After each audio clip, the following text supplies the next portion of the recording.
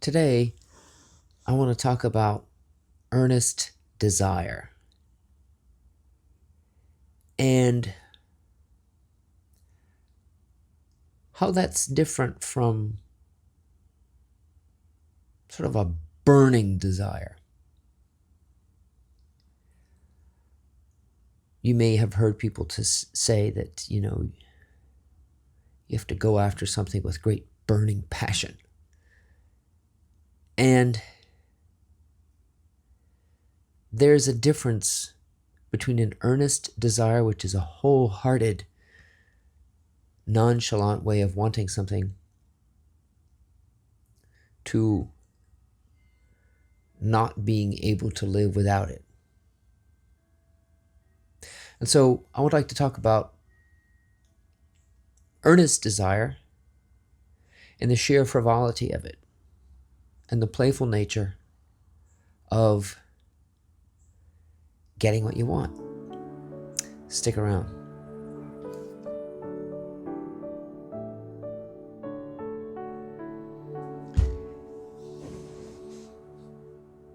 The weird thing about wanting something to the point where you're desperate,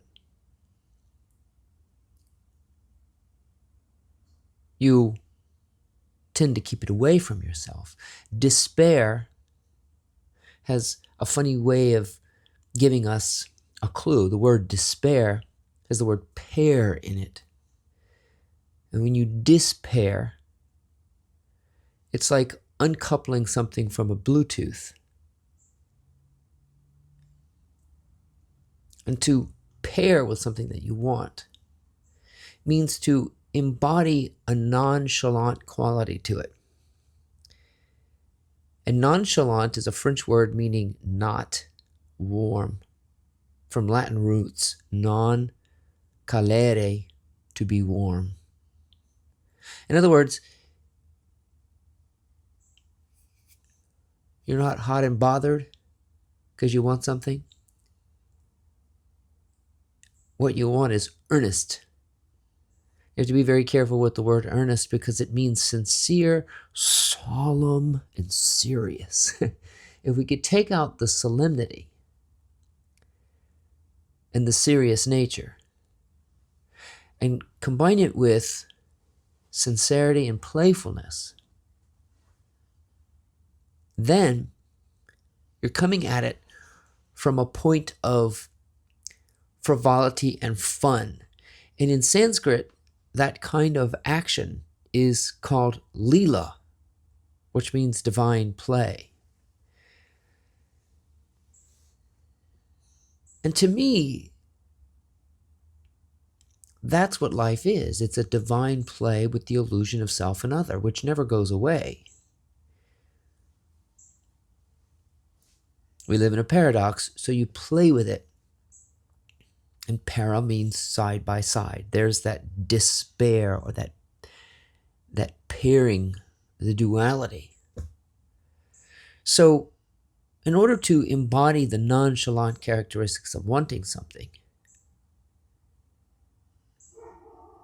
the key is to always be mindful that everybody gets what they want. And you may have to be the last one in your circle to get what they want. And so your duty is to do what you can so that everybody around you gets what they want. And then you're the last person to take a bow, if you will. I think there's a book that's called Coaches Eat Last. If you've ever coached a team or been the leader, you make sure everybody else is fed first. That's your responsibility. Not to jump ahead of the group, but to become a servant. Most of us don't understand that servant model. And it's not servant in the sense that I'm a lowly individual that has to cater to everybody. It's seeing the equality in your fellow humans. So this is a humane way of wanting something. A savage way of wanting something would be to act like an animal. But what's weird about that analogy is that even animals don't act like animals. When the lion makes a kill, they kill just enough for themselves and their cubs. Nature doesn't waste, doesn't kill just to dominate the forest. That's savagery. The only people are the only entities that seem to practice savagery are humans. Humans act like animals, but animals don't act like animals. Animals are themselves. They don't have this capacity to act like anything they are not. And we are not savages. Human beings live with a mind, a competitive mind that ranks individuals. And we have to be careful with religion because it can sometimes rank individuals, like Mother Teresa, Jesus, the Buddha, you name it. Those religions can pedestalize the individual and demoralize other individuals. So the way to want is earnestly, knowing you can live without it, to live in the self-effacing nature of service, to allow other people to have what they want, even if it means they want competition. Let them have their competition. Let them go first. They can't learn that life isn't competitive like that. That you don't play to win, you play to play. And that's a way of saying that's the object of the game. But in divine play, play is the object. And to me, play is for frivolity's sake and for joy's sake. That's what you would call is a win-win situation. Not a zero-sum, win-lose. It's just win-win. That's humane. That's a humane way of wanting something. And acknowledging that the universe has plenty to go around. And you're not taking from someone, and someone is not taking from you. It's all about realizing that the other is also you.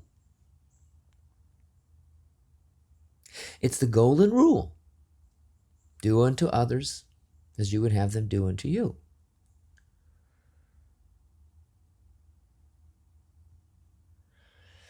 What we have done to ourselves is demote ourselves to savagery. Something that nature doesn't seem to demonstrate when left to its own devices. So if you leave yourself alone and stop nagging yourself about being first and recognized and getting attention and always drawing the camera back on yourself, drawing the eyes of Big Brother on yourself, you will learn to be self-effacing. And this is just another reminder that nature is self-effacing.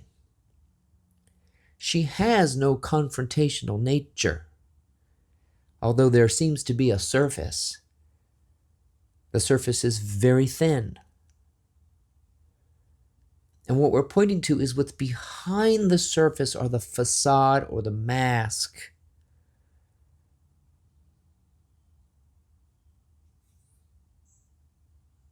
And embodying a humane way to want something,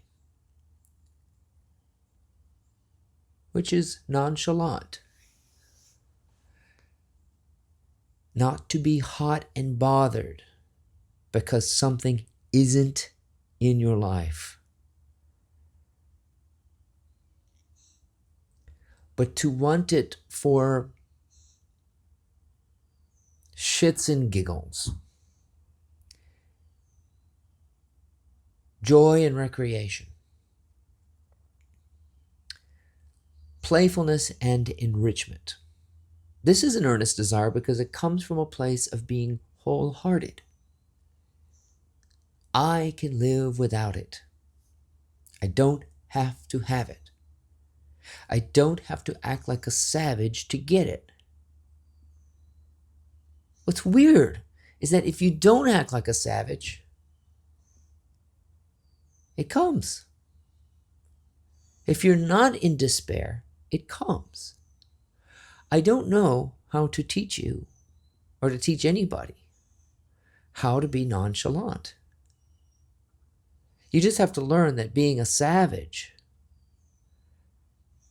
can work to a certain extent, but the lust and the hunger and the glut leaves you wanting more. And that's a craving. And there's a very big difference between a nonchalant desire and a flat-out savage craving. And the Buddha talked about that. So there's a way to want something. And it is nonchalant, not to be hot and bothered, but to be earnest, which is sincere. I really think this would be neat in my life. Would really like to see this come to fruition. I'm excited about being able to engage and play with whatever I bring into my life. So if you bring something into your life and you store it away like a bunch of money and you just set it aside, you're a savage. If you want it to use it and play with it, let it flow, basically enjoy it, use it, spend it, recirculate it, recreate it or recreate it, you understand the principles of the universe, which are cyclic, circular, flow. So the savage wants something to say, that's mine, and store it away in a vault. Playful desire is to use it, enjoy it, and give it away. Circulation, that's humane. Flow, that's humane. Savage, lustful, hoarding, taking away, competing, marginalizing, and ranking people by order, Father, Son, Holy Spirit, Mother Teresa, Buddha, all these people, putting other in a higher ranking order, but not seeing them not seeing the equality in everything. That's savage. Turning someone into a pedestal, turning yourself into a lowly servant. But in the best sense of the word, you are a servant, because we all are. It's an equal playing field of each person embodying the master and the servant together. And you realize your priorities in this duality. You are flesh, but you are also the parent. You are servant, but you are also the master. And you have to know. It'll get your priorities straight. And everybody is doing that. Getting their priorities straight. That's what conversion is about.